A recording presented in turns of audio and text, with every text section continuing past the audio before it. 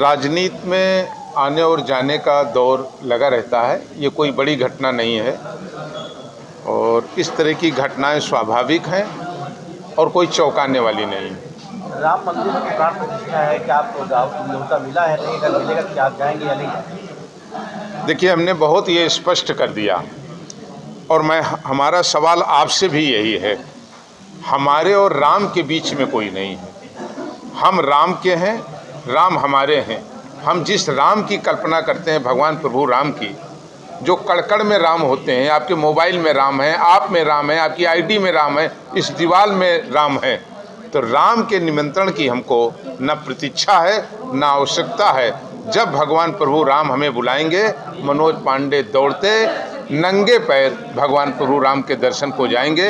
हालांकि हम प्रभु राम के कृतज्ञ हैं कि हमको बहुत बार वहाँ दर्शन का अवसर मिला है। फिर जब प्रभु राम का आदेश होगा, मनोज पांडे प्रभु राम के दरबार में दौड़ते हुए नंगे पैर पहुंचेंगे, उनका दर्शन करेंगे। उसके लिए हमें मध्यस्थता की जरूरत नहीं है। आपकी पार्टी के राष्ट्रीय अध्यक्ष जी ने कहा था कि अभी तक दावत नहीं, उनको न्योता नहीं मिला। न्योता मिल गया तो कह रहे हैं कि हम बाद में अयोध्या मेरे प्यारे राम में जाएंगे। देखिए, एक परिपत्र जो है हमें भी आया है, आपको भी आया है, जिसमें कहा गया है कि अभी आप 22 जनवरी को मत आइए। वो परिपत्र में बड़ा स्पष्ट लिखा हुआ है कि आप कृपया 22 जनवरी को ना आए। हम उसी का पालन कर रहे हैं और हम भगवान श्री राम के बीच में, भगवान प्रभु राम के बीच में मनोज पांडे को किसी की मध्यस्थता की आवश्यकता नहीं। हम भगवान प्रभु राम के हैं, भगवान प्रभु राम हमारे हैं। जो कड़कड़ में हैं, उनके लिए निमंत्रण की प्रतीक्षा मनोज पांडे को नहीं रहेगी। जब उनका बुलावा आएगा, हम प्रभु राम के चरणों में पहुंचेंगे, उनका दर्शन करेंगे। मानिए कि भारत जोड़ो न्याय यात्रा की आज से शुरुआत हो गई है, क्या विधायक मनोज कुमार पांडे इस यात्रा में शामिल होंगे?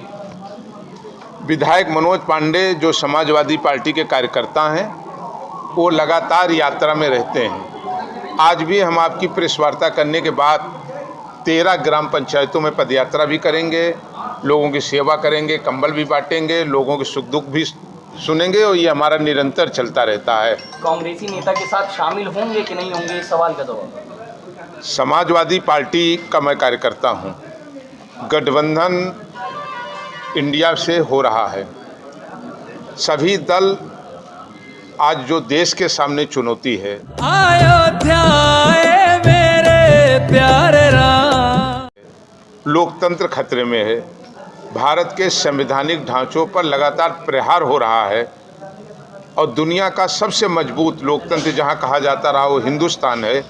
उस हिंदुस्तान में जब लोकतंत्र पर हमले हो रहे हों, महंगाई हो, देश का अन्नदाता आज अपने उत्पादन का मूल्य ना पा रहा हो, बेरोजगार नौजवान अपनी डिग्रियां लेकर के दर दर की ठोकरें खाने को मजबूर हो, और इन तमाम हालातों को लेकर के भारत में एक इंडिया गठबंधन बना। हम इंडिया गठबंधन के सहयोगी हैं, उसके पार्ट हैं। हर दल अपने अपने हिसाब से इस लड़ाई को जीतने के लिए अपनी अपनी योजनाएं बनाएगा। ये ज़रूरी नहीं है कि हम सभी एक दूसरे की योजना और भूमिका में शामिल हों। उपदेश सबका एक है, अलग अलग भूमिकाओं में हम लोग अपनी अपनी पार्टी के लिए काम करेंगे। आपकी पार्टी के स्वामी प्रसाद मौर्य बार बार भगवान राम को लेकर के जनमानस को आहत करते रहते हैं, इस पर आप दिल की खुद ही कार्रवाई कर रहे हैं। अयोध्या मेरे प्यारे राम। राजनीति में जरूरत पड़ने पे कार्रवाई भी होती है। हमने बहुत बार ये स्पष्ट किया है। समाजवादी पार्टी का जो स्टैंड है और समाजवादी पार्टी का जो बयान है, वो सबने देखा है। समाजवादी पार्टी सभी जात, वर्ग, धर्म, पंथ को मानने वाले सभी का आदर करती है और सभी का समावेश करती है। और मेरा बहुत स्पष्ट रूप से इसमें मानना है, मैंने कई बार इस चीज़ को पूरी मजबूती से कहा है, किसी भी व्यक्ति को और भारत का संविधान इसकी इजाज़त नहीं देता है कि कोई किसी धर्म के बारे में, किसी जात के बारे में आप्री और ऐसी कोई टिप्पणी करे जो अपमानजनक हो। जो लोग जो धर्म छोड़ करके एक दूसरे धर्म को अगर वो मान रहे हैं, उस पर हमें कोई एतराज़ नहीं, लेकिन इस पर हमारा एतराज़ था, है। मैं हिंदू हूँ, मैं सनातन को मानता हूँ। जब तक मेरी जीवन की अंतिम सांसें हैं इसको मानता रहूँगा। जिसने अपमान किया है उसको पहले भी जवाब मिला है, फिर आगे लोग अगर अपमान करने का काम करेंगे, ऐसे लोग, ये भारत देश जो विविधताओं से भरा है, विभिन्न जात वर्ग और धर्म के लोग रहते हैं, लेकिन कोई इस पर विश्वास नहीं करता।